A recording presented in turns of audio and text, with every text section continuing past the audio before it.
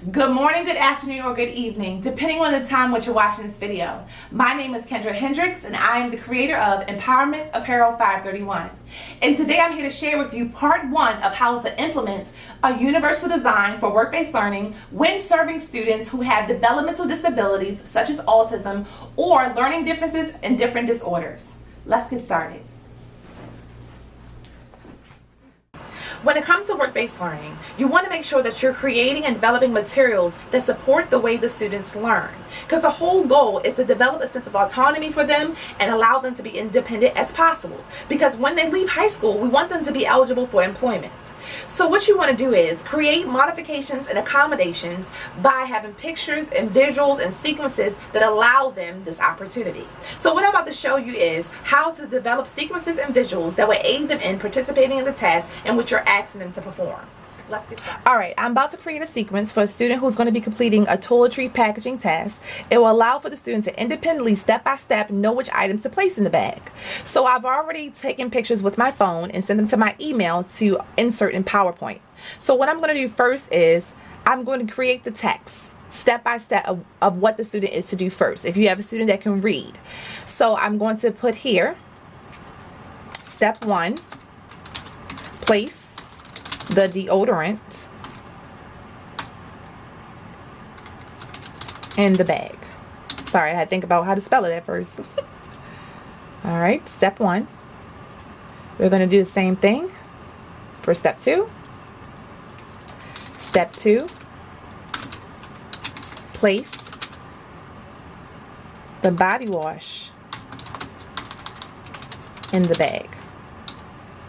Alright, we're going to do that for step 3. Step 3. I think I like numbers better, so let's change these to numbers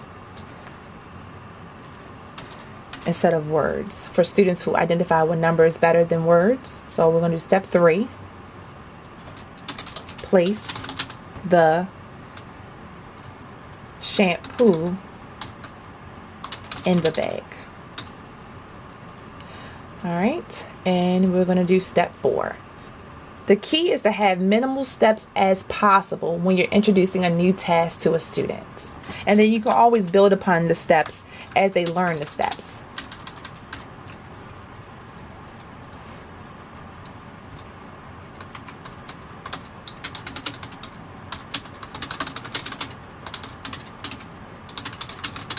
So what I typed here is step 4. I said zip in the bag or place the open bag into the bin.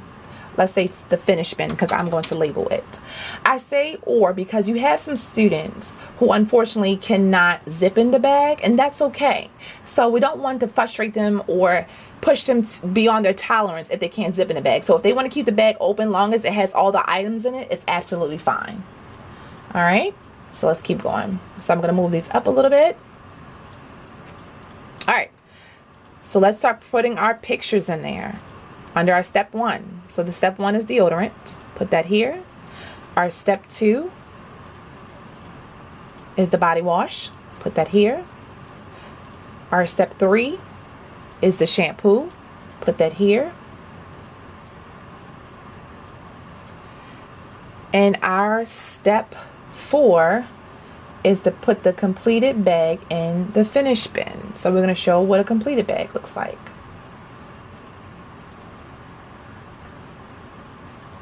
Alright, place that there. Alright, under it, I'm going to put me actually placing the items into the bag so they can see the action that is required of them.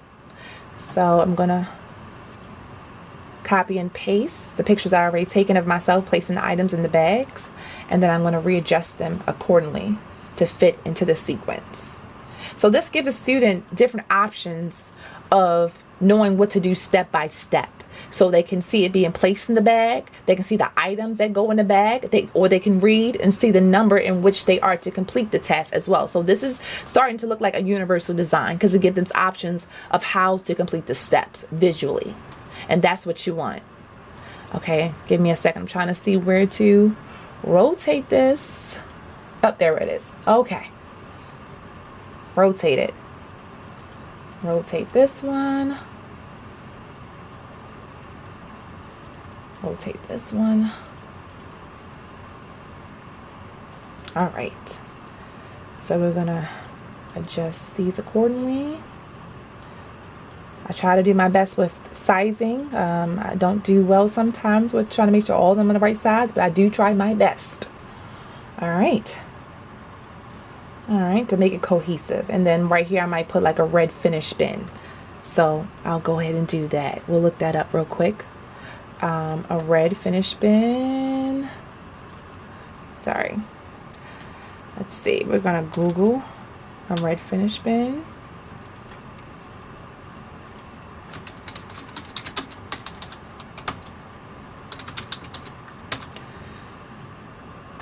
All right, images, and we're gonna copy and paste what our potential red bin may look like. Let's try this one. Copy image, and we're gonna place that here. Yep, that's what we're gonna do, so they can know that the completed bag goes into the red bin. So I do have color bins as well. So what I'm going to do is I'm going to color code this sequence so it matches the color of the bin in which these items are in. So I'm going to go up here. So the deodorant is in a blue bin, so we're going to try to get closest to the blue as possible of that particular bin. Okay, and then we're going to send it to the back so they can still see the item. All right, so we're going to do this again for the body wash, and the body wash is going to be in a green bin.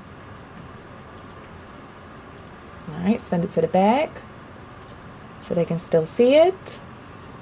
And then we have our shampoo, and that one is in a yellow bin, so we're going to color code that, send that to the back. All right, move this up a little bit so we can just even it out.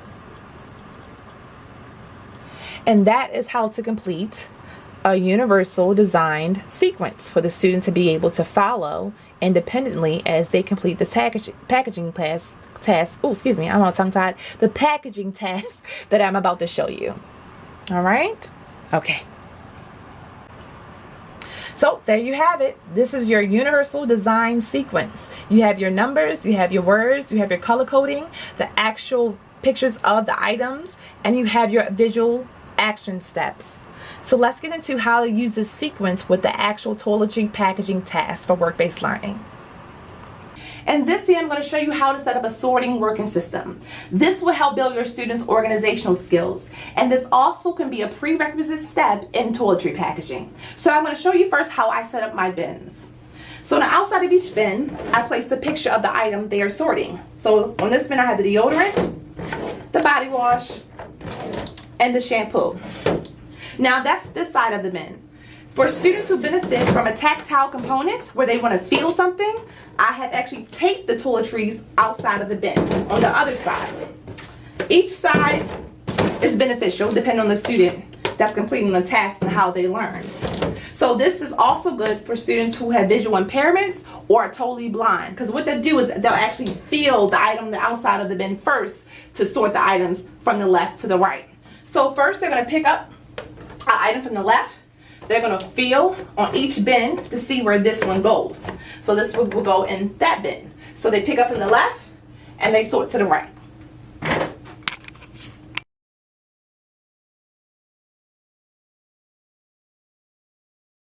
Alright, in this video I'm going to show you how to actually set up the bins in a working system for the toiletry packaging. So you want to make sure that you set up your bins left to right.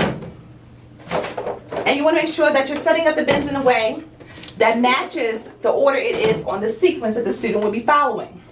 And you will notice on the finish bin, I placed the word finish bin, and I've also placed a picture of the completed toiletry bag for extra visuals. So you take your sequence and place it in front of the student to follow. And since it's a left to right working system, you want to place the bags on the left side of the student. And a very important note I want to make. You want to make sure you have the amount of bags that matches the amount of each of the toiletries. So there's 6 of each toiletries in the bins, so you want to make sure there's 6 bags. So we have 1, 2, 3, 4, 5, 6. So the student will pick up from the left and they'll begin to either follow the sequence or look at the pictures on the bins. So if we're going to follow the sequence, the student can either read it, look at the toiletry in the order it is, matching the color to the bin, or they can look at the action visual steps. So they'll take one by one, place it in the bag, and then if the student can zip in the bag, they're zipping it, or they can leave it open, and then they'll place it into the finish bin.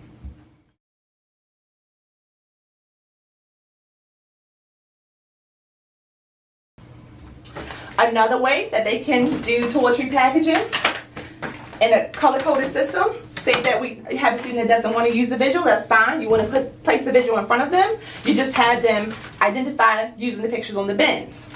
Or if you have a student that you just want to practice having them place the items in the bag before they even get to that step of sorting them individually, you can color code the bags. So what they would do is match the color of the bag to the bin. So we have the blue bin.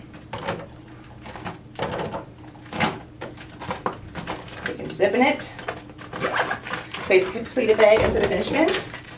The green bag, match to the green bin.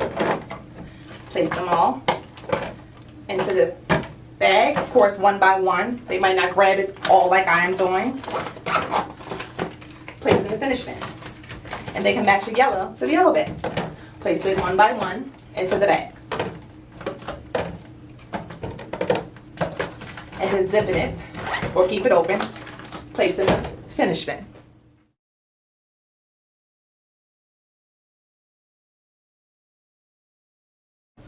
So there are multiple ways that students can learn to complete this packaging task. So I've also created another sequence where if there are students who benefit from matching, they can match to the template first prior to putting it into the bag.